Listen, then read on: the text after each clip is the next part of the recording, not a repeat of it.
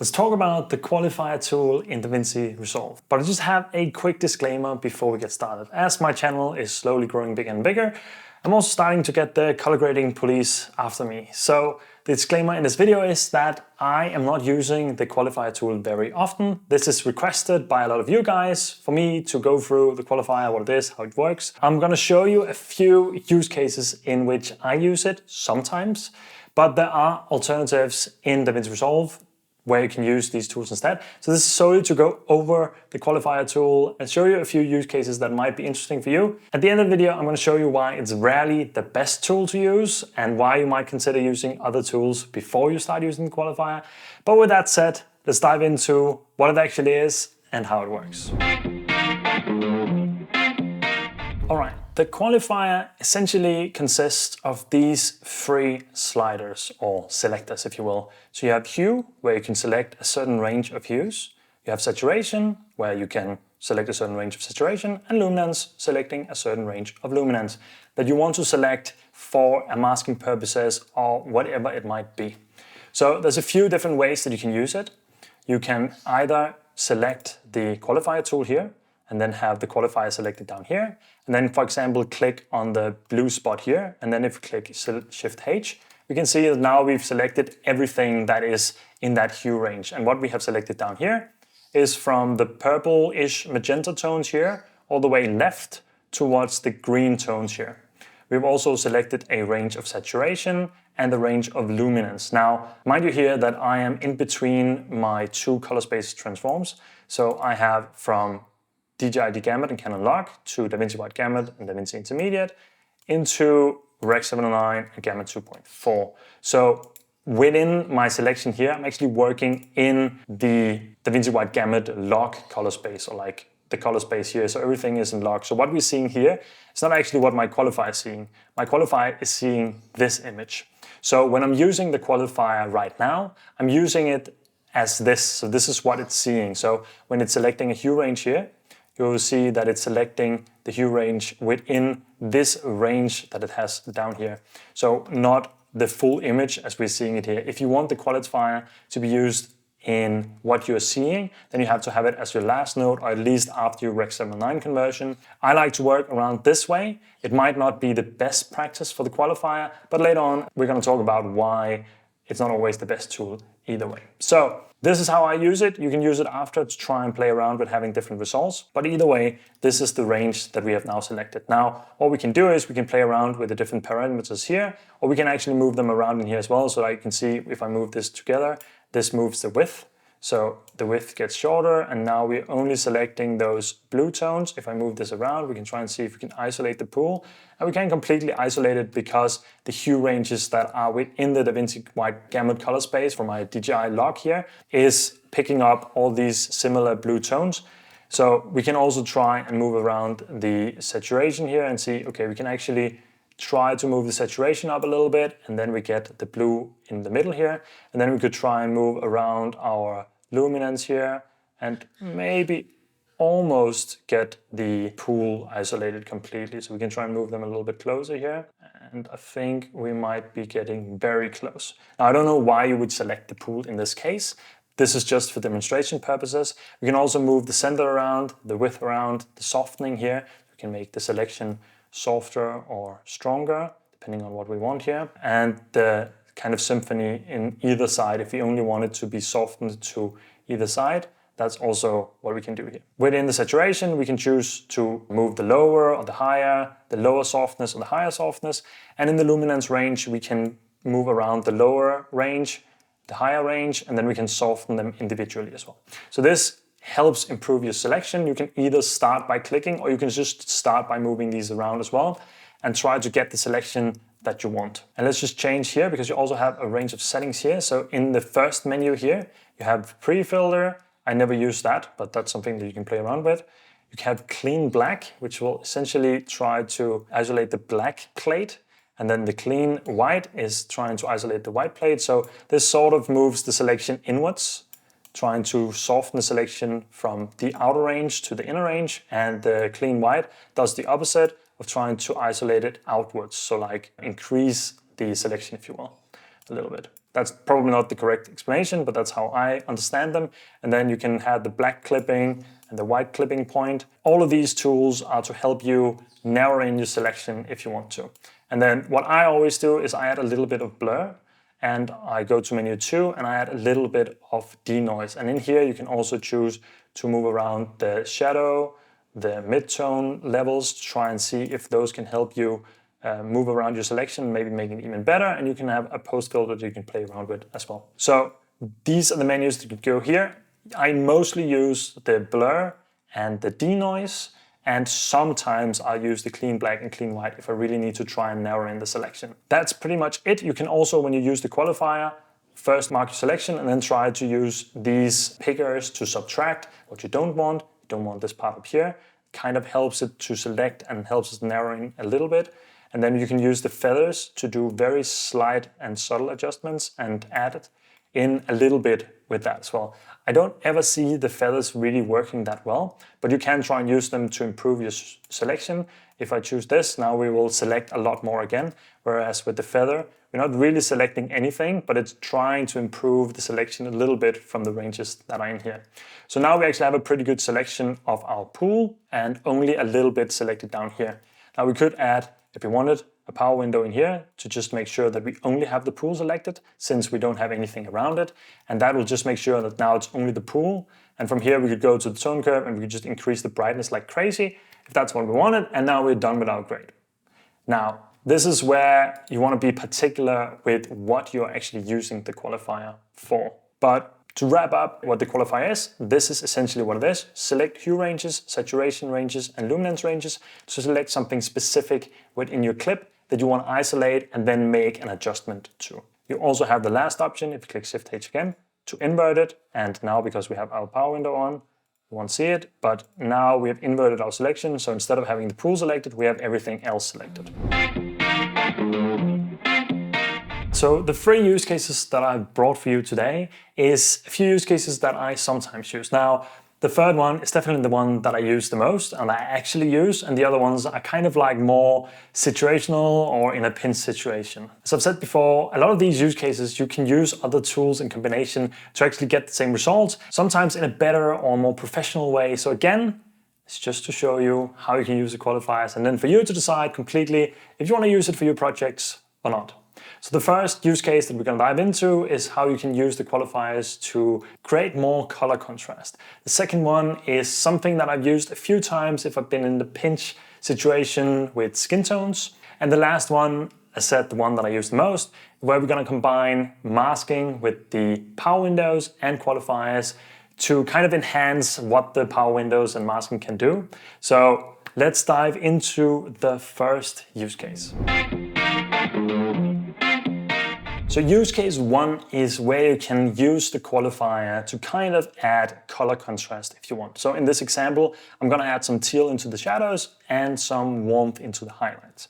The way I want to do that is that inside of my parallel nodes here, what's different from the last shot you saw is that we have an inside node and an outside node, just creating more contrast in the middle, and decreasing and lowering the exposure a little bit on the outside. Now we have a highlight and a shadow mask. So for the highlights, we might want to warm up the highlights a little bit. So we can head into the qualifier, and I'm not going to use the hue or the saturation in this case because all I want to work with is the luminance.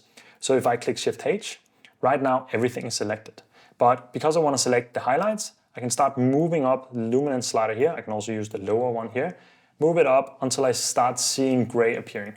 This is all the shadows or the dark areas starting to be deselected. Now again, I'm working inside of DaVinci Wide Gamut here, so everything is quite flat. That's also why you're seeing the waveform being quite compressed here. So it's not the full range of the whole image after it's been converted to Rectangle 9 that I'm selecting from. I'm selecting from the DaVinci Wide Gamut color space that this was, and D-log that this was shot in. So as we're moving this up, we can say, okay, I want maybe around this range, and then I want to soften it a little bit. So something between 5 and 10 is usually where I'll go with. So just go around 10 here, maybe tweak it a little bit more. What I'm trying to aim for is like this area here and whatever is in the same range. Now, we have something that's kind of pure white in the waves here, and I don't really want that selected because if I were to say, take the offset now, the gain, and if we move up our vector scope here, we can see If I were to take the offset now I can kind of move all these areas up, and you can see all of those areas become warmer now. So if I move that up a little bit, now it becomes warmer. I could also do it with the gain here. Try to do the same. It's a little bit more subtle. But what I get here now is this yellow cast on the waves, and that's not really what I want. So I'm just going to use the offset again because I like to use that more. So I'm looking at my vector scope here as well, and I'm just seeing that I'm moving things a little bit more towards the warmer side up here. Now, to deselect the brightest parts, what I can do is I can kind of go the opposite way here with the highest points, and then I move them down until I can see the waves start to get deselected here. You can see they start disappearing now, just as we come into our selection. Now becomes the difficult part as well, because I'm also slowly moving these shadows further this way. So I'm not really getting fully the results that I want, but I can soften this out a little bit as well, so maybe around 4. And now I don't really have the brightest parts selected here. And because we are in the log of DaVinci color space here, this is where it gets a little bit more difficult to tweak these. So something like this might be okay. So if you take it up in full screen, you can see this is what we came from, and this is what we have now. So we just made all the brighter areas without the fully bright areas here. We've made all of those warmer. Now, if you did this after the Rec 709 conversion, that would probably be easier. I prefer to keep working inside of DaVinci Wide Gamut, but that would allow you to make a more subtle adjustment or like easily select these brighter areas. Then for the shadows, I want to add a little bit of teal in there. So this time we can just go down. See, we don't want all the brightest areas, somewhere around here. Just add 10 in the softening here and just see where we want to go. Something like this is probably pretty good. And then we can just take the offset again. If we take a look at our vector scope, we can see that we're just moving things down a little bit here. Something like this. So now we have more teal in the shadows and we have more warmth in the highlights. We take these two, turn them off and turn them on. It's very subtle, but it's there. So this is a way that I sometimes use it to create some color contrast. Now, the color grading police will come after me and say that you can go into the HDR wheels and you can tweak around the levels here and you can slowly push into the shadows, the highlights, and work around that way. And that's true. You can definitely use these to gain a similar result. Just remember to go in here and choose the right color space in gamma. And while this is also an option, I find it easier to use the qualifier in this case, and I don't see the image breaking apart because we're softening up things. We could even add a little bit of blur and a little bit of denoise just to make sure that our selection is a bit softer, and that way we can get a pretty nice result. In my opinion, that is a bit more soft, but we want to go soft and not go too far on these selections, these things we'll be doing. The second use case is where you could, for example, isolate the skin tones. So again, we're going to click on the skin here, click Shift H, and now we can see what we have selected. Now, I definitely want to decrease the width here because I don't really want those green hues. Then I want to try and see if I can move things around. Now, what you might notice is that even though we're moving things around, we also have the white area, and that might be because we have some warmth in the wider ranges here. What we can do is that we can increase the lower saturation here to kind of get rid of that. Something like this, and then maybe just soften it out a little bit to not lose too much in the face here. And we still have a little bit selected up here, so maybe try and remove a little bit of the brightness out here. Something like this, and just trying to move things around a little bit.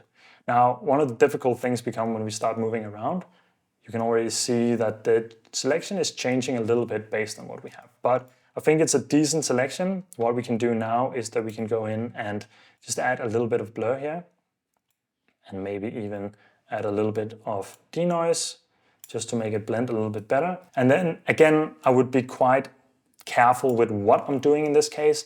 We could add a little bit of saturation, and in this way we'll just get a little bit more saturation here. And I think that blends pretty well when we're going around. Even though it's selecting different parts, you don't really see it breaking apart too much. But where you will see it break apart is if we were to add a lot of gamma here. Not that this looks good at all, but if we go in here, you will start seeing that now as we move in here, first of all, you can see it flicker a little bit around my cheek here. It's flickering a little bit as we're moving through. And as we're moving in here, you can see quite a harsh edge around where it's selecting. and things move around a little bit as we're moving through the scene here. So we don't have a very nice selection, and while we could try and tweak this, this is where you definitely want to be careful using a tool like this. You could also just go in and select the curve here, then increase the saturation on the skin tones. So select here and then try and do the same with increasing the skin tones. The only thing here is that now you have selected the whole hue range of all the reds and the yellows here, and that might also increase the brightness of the shirt right now because we saw that that was in a similar range. So with the qualifier here, if we took that off, you might see that we're saturating everything else a little bit. This is probably a better tool to go with because it's a little bit broader. But if you want to go very narrow in your selection, or you have another issue that you need solved where you only need the skin tones, this is a more selective tool where you can narrow in your selection a little bit more. Okay, so we get to the last use case here, and this is probably my most used use case for this. And I like to do it this way because it gives me more flexibility and control. So what essentially this is, you will see that again we have the highlights and the shadows here. The only thing I've done with the contrast here is add a little bit of contrast in the middle. Now, if I wanted to make this clip a little bit more dynamic, I might want to emphasize that there was sunrise up here and make it a little bit darker in this, just to create a little bit more contrast overall. So what I could do is I could make my circular mask and I could make it quite wide and round here, move it up, click Shift H so I can see what I'm selecting, move things out a little bit, maybe even increase the softness a little bit here. Something like this could be pretty good. And if I just go in now and, for example, take my tone curve and increase the brightness a little bit, this looks still pretty good, I would say. We still get this soft effect that we have some more brightness coming in here. We can even add a little bit of warmth if we wanted to, just to kind of sell that effect that we have a sunrise going on. But what you also might notice is that the tree here is being brightened up. And that might be fine in some cases, but what I like to do is go into the qualifier here. Again, I don't want to work with hue or the saturation. I just want to work with the luminance. So I can go in here and I can say, because we're working with the highlights, I don't want the darkest parts of this. And because we're working with a power window already, we're only seeing the selection still, so we are applying or adding to that selection. So now what I can do is I can deselect the darkest areas of the trees, and you can see because they were automatically darker, because they were behind where the sun was coming up, we're getting the selection now. This is way too harsh, so we can lower the softening of the shadows again here a little bit, maybe move it up a little bit more. We're also losing out of some of the darker areas behind her back here, which makes sense because we don't really see the sun coming onto this if the sun was coming from up here. And we can denoise it a little bit, and we can add a little bit of blur just to make the selection even better. And now what we have is this effect of the sun coming from behind the tree. So we're still brightening things up. It's still looking good if we're moving all the way through. You can see we're not really losing out anything. And overall, it looks pretty good all the way through. Now, just to show you the example again, we can do something similar. So if we were to create a big mask here and we want to work on the shadows instead, maybe soften it out, click Shift H to see what we're doing. And then I'm going to click the invert button here. So now we're not kind of trying to go opposite a little bit of what we did before. I think this will be pretty good. Now we're going to do the opposite thing. So we're going to select or remove the highlights from this. I'm just going to move down until we only have the darker parts or the darker areas here. And this is pretty good. And then soften out the highlights a little bit here, something around 10. Maybe add a little bit of blur and a little bit of denoise just to make sure that the selection stays nice and crisp. And then we could go into the tone curve and just lower our shadows a little bit here, just to create a little bit more of that feeling that we actually had, that it was darker behind her and that it was brighter in the front, something like this. And we could also add a little bit of teal to this area if we wanted, just to cool it down a little bit. Again, emphasize that color contrast overall that we did in the first example, and this is where that is combined with the power window, so we're kind of getting the best of both of these tools. And with those two selected, this is before and this is after. And this is not something that I see done with other tools that much. You might be able to do something sort of similar with the HDR wheels, but the issue quickly becomes that you won't be able to deselect the trees here in the front. So this is where masking combined with each other comes in. And this is where something that is a more narrow tool like the qualifier works pretty well with the power window, in my opinion, to deselect the areas that you don't want your power window to affect. Just again, be aware that you're not doing too specific a selection, because then it'll quickly break apart. All right, so I've shown you a couple of examples of how I sometimes use the qualifiers, but as I've said multiple times in this video already, there are other tools that you can use as well. And I've shown you a few of those during the use cases as well. But as a general rule of thumb in color grading, we want to start as broad as we possibly can. That's why in color correction, we're using something like the primaries, the offset, tone curve for contrast, or the contrast slider, and the offset for balance, and like things that apply corrections to the whole image or the whole clip at the same time. That's where we dial in the color correction. And then when we move to the color grading, we can get a bit more specific with how we do things and how we control things, but we still want to do it as broad as we can before we start narrowing down and using tools that are more specific. And the qualifier is definitely one of those tools that are way more specific, as you have a lot of possibilities to make very narrow selections. And as I'm going to show you now, that's not always what you want, because the qualifier quickly breaks apart when you're trying to select something that's too narrow, at least in my experience. So let me show you how by selecting and using all three sliders, you sometimes might end up getting a worse result trying to do that than what you actually wanted in the beginning. So if we were to just continue on this selection that we have here already and just add another node and use the qualifier on that. Say we only want to select the skin tones in this case. So we already have a selection here now. Let's try and tweak it just a little bit to see if we can make it work in our favor here. See if we can get rid of some of this street here. And maybe by moving around these factors here, you can even try and play around with the clean black and the clean white here, just to kind of try and see if we can get a good selection. Now we can already see that we have some issues here. We might want to select some of the darker ranges. That's not really doing anything. Seeing if lowering the saturation, that works a little bit. And maybe if we have too much saturation, no, we want the whole arm. And already here we can start to see things falling apart a little bit. Now we can try to blur it, and we can try to denoise it a little bit. And now we have softened the selection. But while we want to select only this part, we could use a power window, but right now we're just going to look apart or not take notice of these parts here. What you can already see is that we have a lot of small dots. And while we can keep tweaking this to try and make it better, what you will see now is that as we're moving around, you can see those dots move a lot. And as soon as we try to make some kind of adjustment here, so like say we want to brighten things up, look at what happens to the skin here. You have this weird flicker, and while you can try to adjust everything as much as you want, working with both the hue, the saturation, and the luminance often gives these weird spots. And that's when you get too specific, you're trying to select something that's too specific, and if it's not possible to get that exact specific range, you might want to go broader or use other tools to try and get the same result, because it's not going to look good if you play through the video and the skin is looking like this. So that's just to show you that while it can be an amazing tool in combination with other things, it's not a go-to tool. It's more like a specific thing. For example, the example that I just showed you before, where you don't want to select the tree here, there the qualifier works very well with the power window. But in other instances where you try to go too specific or do something too specific, usually, at least in my experience, it falls apart very, very quickly, and it's not a good tool for that. And you can spend hours trying to tweak it and finally get it right.